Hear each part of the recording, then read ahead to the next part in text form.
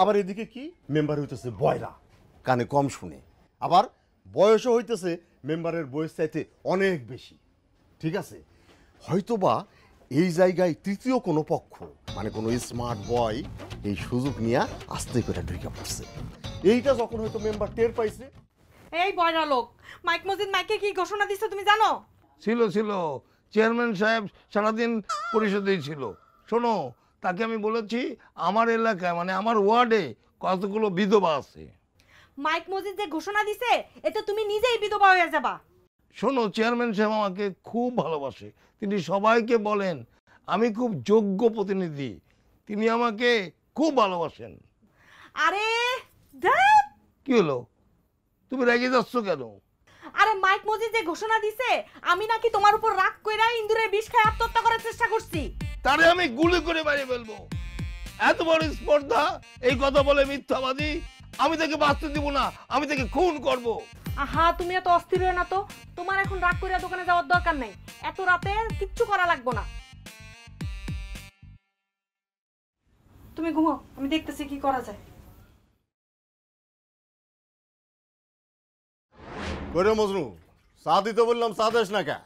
কাপটি ধুয়ে লই তারপরে চা।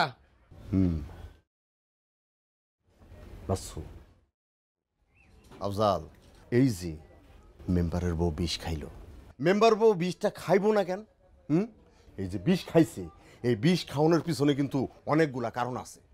তার মধ্যে 1 নম্বর কারণ হইল মেম্বারের বউয়ের বয়স মেম্বারের চাইতে অনেক কম। আবার এদিকে কি মেম্বার হইতেছে বয়রা, কানে কম শুনে, আবার বয়সও হইতেছে মেম্বারের বয়স চাইতে অনেক বেশি।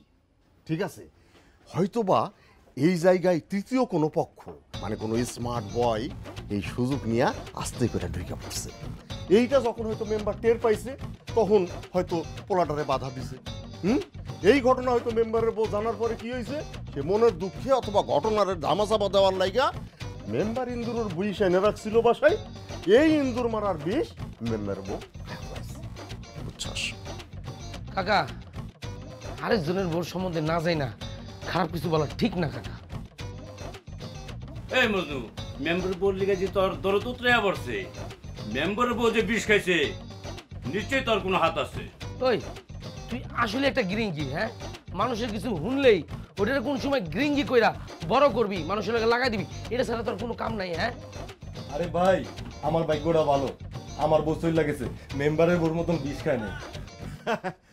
ভাতিজা আফজাল, তোমার বউ, তোমার যে বউ, তোমার এই বউ জিন্দিগিতে ওই মেম্বারের বউয়ের মতো ইঁদুর মারা বিষ খাইব না, বুঝছো? বিষ যদি খাওয়াইতেই হয় তো দেখা যাবো তোমারই কবে জাইত্তা ধরে গলার উপরে পা তুইলা তোমার গলার মধ্যে বিষ ঢালে।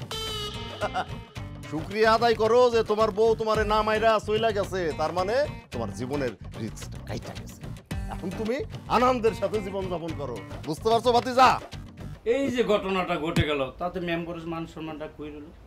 মেম্বার বউ হইয়া যদি এত কম দামের বিষ খায় তাতে মেম্বারের মান সম্মান থাকে? হ্যাঁ, তাও আবার ইন্দুর মরার বিষ, হ্যাঁ, এত কম দামে বিষ খাইলে আমি যে কি বলুম, ভাষা খুঁজে পাচ্ছি না। ভাই, এইসব আলাপ এখানে বন্ধ, ঠিক আছে? আশেপাশের পরিস্থিতি ভালো না, কখন পুলিশ আইবো কারে ধরে লয়ে যাবো ঠিক নাই। তোমরা সবাই এখন যাও, আমি দোকান বন্ধ করুম। এসব পেছাল এখানে পারা যাবো না, চা বন্ধ আছে। হইছে, পুলিশও আইবো না, আমগো ধরবো না, পুলিশ ধরার মতো কোনো কাজ আমরা করি না। এখন তুই সাথে না, চা দোকান যাবো না, চান্দু কাকা যাও, আমি দোকান বন্ধ করুম। বেরাও, সব গিরিঙ্গি বেড়া বেরা বেরা বেরা তুই সবাই বেরা, যার দোকানে যাতে যাও তো বেরা, দোকানের গল্প বেরা। তোকে করে তুই কাকা গিরিঙ্গি লাগা। যাও তো যাও। তোরা এত পাগল হইছিস কে? খাইলাম না তোর দোকানে চা। আয় ফাইজলামি করাস বেটা, তুই হলো গিরিঙ্গি বাজ বেটা, সব গিরিঙ্গি তুই লাগা। তুই যা, দোকান তোর